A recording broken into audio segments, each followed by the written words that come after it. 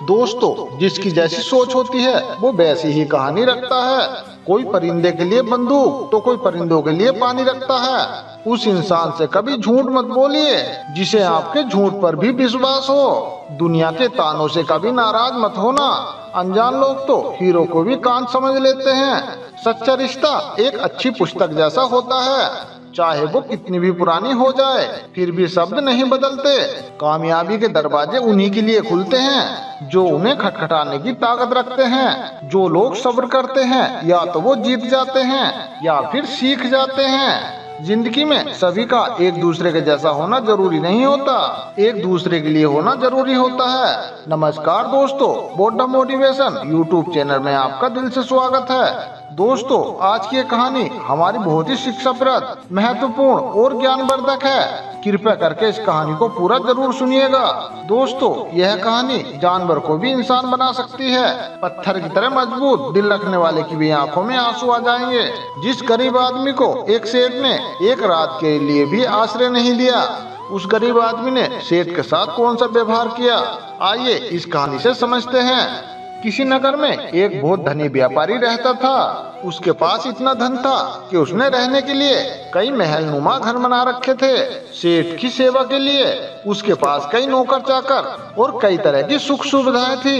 यदि सेठ को एक महल से दूसरे महल जाना होता तो वह घोड़े पर चढ़ के जाता था। उस सेठ का व्यापार पूरे नगर में फैला हुआ था और इसी कारण उसे कई बार यात्राओं पर निकलना पड़ता था। परंतु सेठ इस व्यापारी की यात्राओं पर अकेला ही जाता था।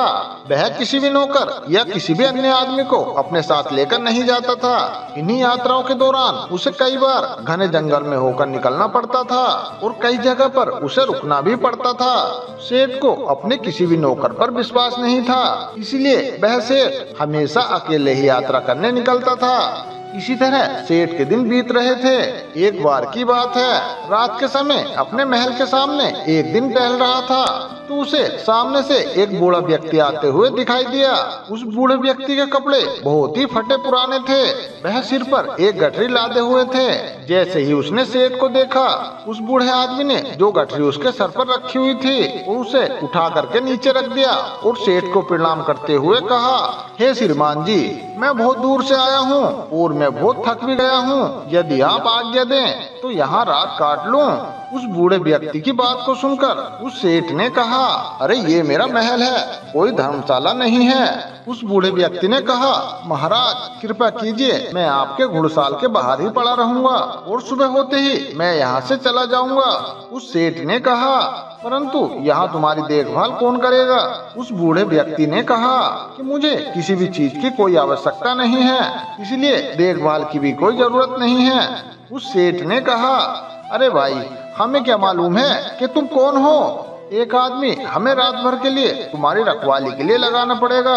उस बूढ़े व्यक्ति ने कहा कि क्यों महाराज, ऐसा क्यों करना पड़ेगा आपको? सेठ ने कहा, अरे वो इसलिए करना पड़ेगा कि रात को कोई वस्तु उठा करके तुम यहाँ से चले न जाओ। इस पर राम राम कहते हुए उस बूढ़े व्यक्ति ने अपने कानों पर हाथ लगाया और सेठ को नमस्कार करते हुए अपने सर पर उस गठरी को फिर से लादा और वहाँ से चलने लगा।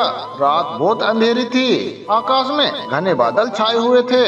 कभी कभी बारिश की कुछ बूंदें भी आने लगती थी। आंधी आने का डर था। वह बूढ़ा व्यक्ति पूरी तरह से थक चुका था। उसके हाथ पैर काम नहीं कर रहे थे। ऐसी हालत में उसका चलना फिरना कठिन था। परंतु सेठ के इन कटु शब्दों ने उसे बहुत बुरी तरह घायल कर दिया था। फिर उसने शहर के किसी व्यक्ति के पास विश्राम करने का आशय छोड़ दिया था। जोरों की बरसात होने लगी। जिस तरह रात का अंधकार बढ़ता जा रहा था, उसी तरह से वह बूढ़ा आदमी भी अपने सर पर गठरी को लादे हुए आगे चला जा रहा था। समय बीतता गया। कुछ दिनों के बाद वह सेठ अपने मित्रों और अन्य सेवकों के साथ एक दिन शिकार खेलने के लिए जंगल में निकल पड़ा। शिकार खेलते समय अपना घोड़ा एक हिरन के पीछे उसने लगा दिया। बहुत प्रयास करने के बाद भी वह हिरन उसके हाथ ना लगा और इसी दौड़ में वह सेठ अपने साथियों से आगे निकल चुका था। जंगल घना था और घने जंगल में घुस जाने के कारण वह सेठ अपने घर का मार्ग भूल चुका था। लगभग कई घंटों तक वह जंगल में भटकता रहा। इतने में ही रात हो गई। बारिश बारिश पड़ने लगी, आंधी चलने लगी और बादल छा गया। कोई भी ऐसा व्यक्ति नहीं था कि सेठ की किसी भी प्रकार से कोई सहायता कर सकता था। वह सेठ थक करके चूर चूर हो गया। जब उस सेठ को कोई रास्ता नजर नहीं आया तो वह एक पेड़ के नीचे बैठ गया। आंधी इतनी तेज चलने लगी कि जंगल के जो वृक्ष थे वह सब टूट टूट कर गिरने लगे। आंधी के कारण अंधेरा बढ़ने लगा। एक हाथ को दूसरा हाथ दिखाई नहीं दे रहा था। प्रकृति के इस खौफ को देखकर जो सेठ का घोड़ा था वह अपने बचाव के लिए इधर उधर भागने लगा। घोड़े का मालिक इतना थक चुका था कि उसे होश नहीं था। थोड़ी देर के बाद जब आंधी कुछ कम हो गई, थोड़ी थोड़ी बरसात होने से चारों ओर जो फैली हुई धुंध थी वह बैठ चुकी थी। आकाश साफ हो गया था। तब सेठ ने देखा कि उसका घोड़ा वहाँ से जुदा हो चुका है। उस सेठ ने उस घोड़े को 2000 रुपए देकर खरीदा था और वह सेठ उस घोड़े से बहुत ही प्यार करता था। उसे पालने में उसने किसी भी प्रकार की कसर नहीं छोड़ी थी। अब उस सेठ को घर पहुँचने की कोई भी उम्मीद नहीं थी। कहते हैं कि सवेरा होने के आसपास रात का अंधेरा बहुत ज्यादा बढ़ जाता है और इसी तरह आशा और सूर्य की किरणों के पहुंचने से पहले निराशा और दुख का अंधेरा भी बहुत ज्यादा बढ़ जाता है। बहुत अधिक दुखी और निराश हो जाने पर उस सेठ को दूर से एक व्यक्ति आता हुआ दिखाई दिया। पहले तो उस व्यक्ति को देखकर वह सेठ डर गया, कहीं यह व्यक्ति चोर या डाकू ना हो, कभी वो आकर के उसे लूट ले। परंतु जब उस व्यक्ति ने सेठ के पास आकर नमस्कार करते हुए अपने होठों की मुस्कान से सेठ के हृदय को निर्मल कर दिया, उस सेठ को बहुत उम्मीद दिखाई दी। उसे आशा का प्रकाश दिखाई देने लगा। हंसते हुए उस व्यक्ति ने सेठ से कहा, अरे सेठ जी, आप इतने क्यों घबराते हैं? साथियों के बिछड़ने से, राह भटकने से, किसी की सहायता न मिलने से। सेठ ने अपनी सारी कहानी उस व्यक्ति को सुना दी। उस व्यक्ति ने जब सेठ की कहानी सुनी तो उसे सेठ पर दया आ गई और वह उस सेठ को लेकर के अपनी झोपड़ी में चला गया। अपनी झोपड़ी में जाकर सेठ को बताया कि वह अपने पिता के साथ रहता है। जो भी रूखा सूखा भोजन हम लोग खाते हैं आप भी खा लेना और यहीं पर रुक करके विश्राम कर लेना। उस सेठ ने कहा, परंतु मेरे उस घोड़े का क्या होगा? उस व्यक्ति ने कहा, सुबह होने से पहले मैं किसी भी तरह आपके घोड़े को ढूंढ लूंगा। उस सेठ ने कहा, अरे भाई, तुम उसे कैसे ढूंढोगे? ये तो बहुत घना जंगल है, कितनी अंधेरी रात है, भला तुम मेरे घोड़े को कैसे ढूंढ सकोगे? उस व्यक्ति ने कहा कि मैं इस जंगल के कोने कोने से परिचित हूँ। उस सेठ ने कहा, तो क्या तुम मेरे साथियों को भी ढूंढ सकोगे? उस व्यक्ति ने कहा, यदि वे इस जंगल में हुए तो मैं अवश्य ही उन्हें ढूंढ निकालूंगा। इस उत्तर को सुनते ही वह अमीर सेठ बहुत ही संतुष्ट हुआ। उसके मन में बहुत ही उम्मीद जगी और इस तरह से वह सेठ पूरी तरह से निश्चित हो चुका था। वह सेठ अभी सोया नहीं था कि उस व्यक्ति ने एक दूध का कटोरा लाकर उसके सामने रख दिया। सेठ ने कहा, अरे भाई, ये क्या है? उस व्यक्ति ने कहा, अरे सेठ जी, ये हमारी बकरी का दूध है। सेठ ने कहा कि तुम्हारे पास कितनी बकरियां हैं? उस व्यक्ति ने कहा, मेरे पास तो सिर्फ एक ही बकरी है। उस सेठ ने कहा, क्या एक बकरी इतना दूध दे सकती है? यह 1 किलो से अधिक नहीं होगा, तुम भी पी लो। अरे नहीं सेठ जी, पिताजी ने कहा है कि आज का जो भी दूध है वह केवल अतिथि सेवा में लगाया जा सकता है, आज हम लोग दूध नहीं पिएंगे। फिर सेठ ने कहा, अरे भाई, ऐसा क्यों? उस व्यक्ति ने कहा कि हमारे यहाँ सबसे बढ़िया चीज दूध को समझा जाता है और अतिथि की सेवा में हम लोग इसको पेश कर देते हैं। मैं अपने पिताजी का इकलौता पुत्र हूँ और दूध हमारे यहाँ सर्वोत्तम भोजन समझा जाता है। पिताजी ने यह आपकी सेवा में भेजा है। सेठ ने कहा कि तुम तो सचमुच देवता हो। सेठ की बात सुनकर वह व्यक्ति कहने लगा, अरे नहीं सेठ जी, देवता तो बहुत दूर की चीज है, हम तो पूरी मानवता को भी नहीं अपना सके। उसकी बात सुनकर सेठ ने कहा, अरे नहीं भैया, मानवता तो आपके अंदर कूट कूट कर भरी हुई है। इस तरह बातें करते करते वह सेठ सो गया।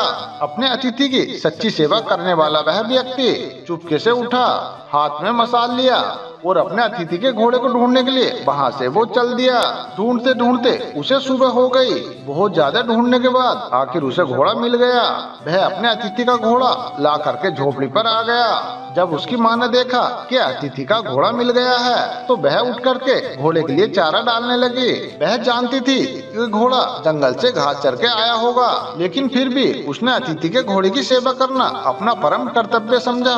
घोड़े को यदि चारा ना मिलता तो शायद अतिथि सेवा अधूरी समझी जाती। सुबह के समय जब वह अमीर सेठ सो करके उठा तो उसने देखा जो उसका घोड़ा था वह बंधा हुआ चारा खा रहा था और अतिथि सेवक वह व्यक्ति उसके सामने हाथ जोड़कर कह रहा था, आज ईश्वर ने हमारी लाज रख ली।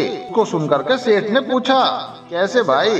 तो उस व्यक्ति ने कहा, सेठ जी आपका घोड़ा ठीक ठाक मिल गया, यदि वह सामने की ओर निकल जाता तो शायद बाघ उसे अपना शिकार बना लेता। ये सुनकर उस सेठ ने उस व्यक्ति को बहुत धन्यवाद दिया। इतने में ही उस सेवक की माँ ने अतिथि के लिए दूध का कटोरा भरकर भेज दिया। दूध पी लेने के बाद उस सेठ ने अपने घर लौटने की इच्छा प्रकट करते हुए कहा, मैं तुम्हारे पिताजी से मिलना चाहता हूँ। वह नवयुवक अपने पिताजी को बुलाने के लिए गया। उसके पिता बिस्तर पर लेटे हुए आराम कर रहे थे। उस युवक ने वहाँ पहुँच करके कहा कि हे पिताजी, जो अतिथि मुहासे हैं वह आपको याद कर रहे हैं। उस पिताजी ने पूछा कि भाई किस लिए? पुत्र ने कहा कि वे जानना चाहते हैं। पिताजी ने कहा, उनसे कहो कि वे कुछ दिन और ठहरे। पुत्र ने कहा, पिताजी मैंने कहा था परंतु वे नहीं मान रहे हैं। पिता ने कहा, तो ठीक है, तुम उन्हें उनके घर तक छोड़ कर आओ। पुत्र ने कहा, जाने से पहले वो आपके दर्शन करना चाहते हैं। पिता ने कहा, बेटा अच्छा तो ये होगा तो मैं उनसे ना मिलूं। पिता की इस बात को सुनकर पुत्र को आश्चर्य हुआ। उसने अपने पिताजी के मुख से कभी इस तरह का कोई शब्द नहीं सुना था। आज वो अपने पिता को इस तरह देखने लगा जैसे कि वो बहुत कुछ कहना चाहता हो। पिता ने पुत्र के प्रश्न को पढ़ लिया और उसे धीरे से समझाते हुए कहने लगा, बेटे तुम यही जानना चाहते हो ना, मैं अतिथि का दूर रहकर निरादर क्यों कर रहा हूँ? दरअसल मेरी इस बात में भी अतिथि के सत्कार का भाव भी भरा हुआ है। पुत्र ने पिताजी की बात सुनकर कहा, पिताजी मैं आपकी बात समझ नहीं पा रहा हूँ, कृपा करके पूर्ण रूप से बताइए। पिता ने कहा, बेटा तुम नहीं समझोगे। फिर पुत्र ने कहा, पिताजी ऐसी कौन सी बात है जो मैं ना समझ पाऊंगा? पिता ने कहा, यह एक व्यर्थ घटना है जिसके बारे में मैं तुम्हें बताना नहीं चाहता। पुत्र ने कहा, ठीक है पिताजी, अब आप ये बताइए कि मैं अतिथि महोदय से क्या कहूँ? पिता ने कहा कि बेटा इस तरह कह देना कि पिताजी बूढ़े हैं और रोगी भी हैं। वह बिस्तर से उठकर चलने फिरने में असमर्थ हैं, इसलिए उनका बाहर आना कठिन है। पुत्र ने अपने पिता का जो संदेश था वह जाकर के उस सेठ को सुना दिया।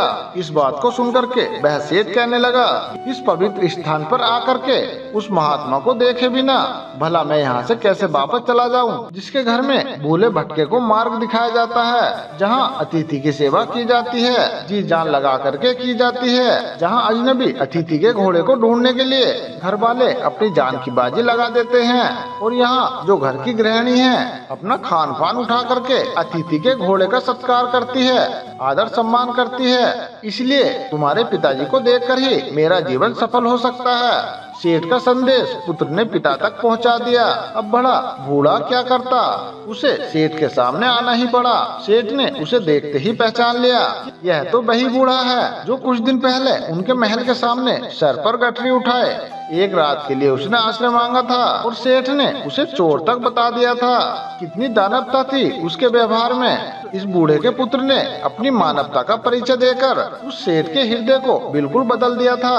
अमीर सेठ हाथ जोड़कर खड़ा हो गया और अपने दुर्व्यवहार के लिए उस बूढ़े व्यक्ति से क्षमा याचना करने लगा। बूढ़े व्यक्ति ने कहा, आपके ओर से क्षमा याचना का प्रश्न ही पैदा नहीं होता है, क्योंकि मैं बाहर आकर के आपको उस पुरानी घटना की याद दिलाना नहीं चाहता था। आपके आग्रह को मैं टाल नहीं सका, इसलिए मुझे बाहर आना पड़ा। इससे शायद आपको बहुत बड़ा दुख हुआ हो, अतः मुझे आपसे एक क्षमा मांगनी चाहिए। फिर सेठ ने कहा, कितने ऊंचे हैं आपके विचार। इतना कह करके वह अमीर सेठ उस बूढ़े के चरणों में गिर पड़ा। उसकी आंखों से पश्चाताप के आंसू बह रहे थे, उसके होंठ फड़फड़ा रहे थे, मानो वह यह कह रहे हो कि इस बूढ़े की झोपड़ी महलों से भी ऊंची है, क्योंकि यहाँ मानवता का निवास है। फिर वह व्यक्ति उस सेठ को छोड़कर वापस अपने घर आ गया। इस घटना के बाद उस सेठ का हृदय परिवर्तन हो गया। जहाँ कठोर हृदय वाला वह सेठ था। पहले दया और विश्वास की भावना उसके मन में नहीं होती थी। वह सेठ बिल्कुल बदल चुका था। अब वह दीन दुखियों की सेवा करता और उसके द्वार पर आने वाले जो भी अतिथि थे उनका पूरा स्वागत सत्कार करने लगा। सेठ का पूरा परिवर्तन हो चुका था। जो पत्थर दिल सेठ था वो पूरी तरह से पिघल चुका था। दोस्तों, ये कहानी आपको कैसी लगी? एक प्यारा सा कमेंट करके जरूर बताना। और यदि वीडियो आपको पसंद आया है और इस वीडियो को लाइक शेयर करके चैनल को सब्सक्राइब भी जरूर कर लेना। तो चलिए फिर मिलते हैं अगली नई वीडियो के साथ। तब तक आप अपना ध्यान रखिए और हमेशा खुश